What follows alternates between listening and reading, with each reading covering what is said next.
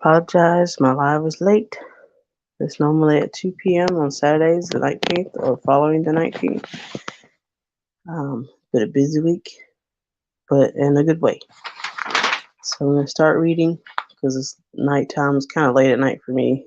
I know some people just getting up at this time or starting to feel like they can relax. So I'm going to read this little excerpt from my story. That's the beginning of the changes going on with the main character, June, which is the daughter of um, Saskia Jones. So here we go. After cuddling with Mama for what felt like an hour, but was probably more 20 to 30 minutes, we began to read. We began to ready for work. Evening. It was a Sunday, so we would be going in a few hours early. Mama and I had one of our rare moments where we felt matched up, and what we needed as a result was the same, and we both knew we would have to put in more effort to earn what we needed to make moving yet again easier. Both our faces were formed into a mask of determination. June sat close in my lap, a quiet moment we rarely shared. I had reached out to offer to hold her, and she, both needing and knowing we both needed a distressing hug, climbed up without hesitation. Similar to a strange moment we had had the night before, it felt like I was seeing myself from outside, but it was from my lap, in a position June occupied. I let myself observe and feel less frightened, as I had experienced this before. How or what was causing this to be possible? As I relaxed, the tension in me, in my position, shifted. I was now looking at myself from the position where June had been. I looked up, moving only my eyes. I was surprised. Now I was looking up to a slight worried smile, a lot like the one I formed when stressed but determined. Only the corner of my mouth turns up. All at once, before the experience ended, I saw from the third person outside both the persons, and the one I was seeing became clearer. It looked like a larger, older version of June, holding a smaller, younger version of me. Her face was pressed against my hair and forehead. We were comforting each other, but in what I saw, it was from both positions, and both of us had the same smile. Our eyes were closed within the comforting embrace, determination stronger than the inner pressure we felt.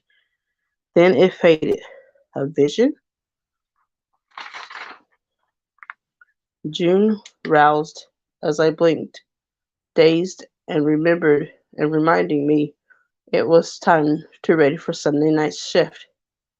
Due to Monday being a work day, the store, plazas, and restaurants closed earlier.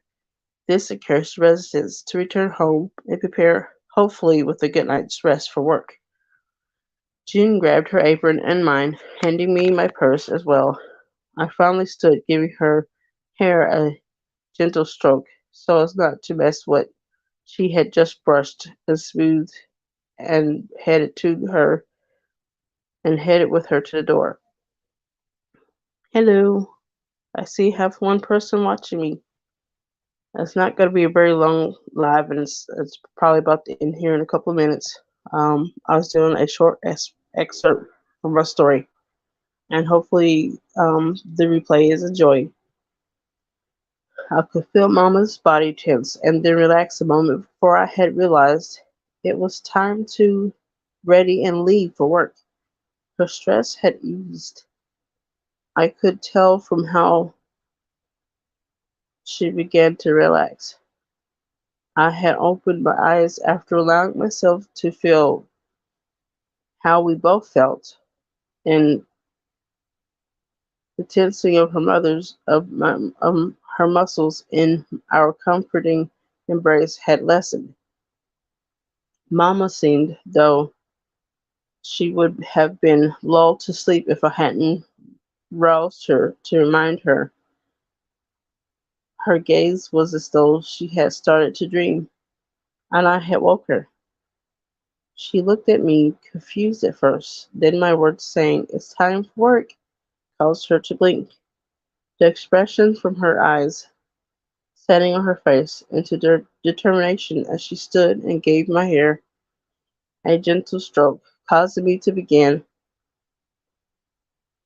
um, caused me to beam at her as she turned to head to the front door. We climbed into our minivan, both of us securing our aprons and looking toward the direction of the Ma and Pop Cafe as we pulled out of the parking lot. We greeted each of the familiar we greeted each of the familiar faces in the cafe as we headed to the back of the store to start dishes. "Hello," scuffed Frank. "Thank you for dropping in and letting me know that you've been around. It was going to be a short live anyways. It's a lot later than I normally um, do a live, but I wanted to get out this part of this story so that anybody waiting for the story to continue would at least get a little bit of a boost. Um, I might break up my live streams into two different live streams next month so that I could continue the story a little bit faster, give myself a chance to have two shorter lives instead of one full hour. All right. Well, I probably got less than a few seconds left because I didn't get to write that much of my story. But thank you for coming in, Scuffed Frank. I very much appreciate it. We greeted each other. We greeted each of the familiar faces at the cafe as we headed to the back to start cleaning dishes and shutting down the cookies surfaces and ovens. I held a greeting to the ma and pop of the cafe as she briefed me on things to ready the next day as we finished cleaning. June would be helping with the dishes, take care of stuff Frank, and I would be cleaning the surfaces and making sure that all the hot surfaces were closed and helping to sweep and gather the leftovers on the tables. And then June would clean the tables after I had cleared the tables. This was just a little bit of part of the routine that we had when we worked. Later, as we got back, June seemed as though she would have something she needed to express to me, but it was late, or for some of us, early, as it was not too far before daybreak would happen. Our shift had ended, and we had also prepared for the store to be open. Their mom and pop of the mom and pop cafe would be able to come in and begin serving customers after the first hour of baking all the ingredients that were prepared. And then we would concentrate on June's first lessons. All right, that's all of my story for tonight. I hope everybody enjoyed the little excerpt from my story, Daylight Allergy. Have a good night. Thank you very much for watching.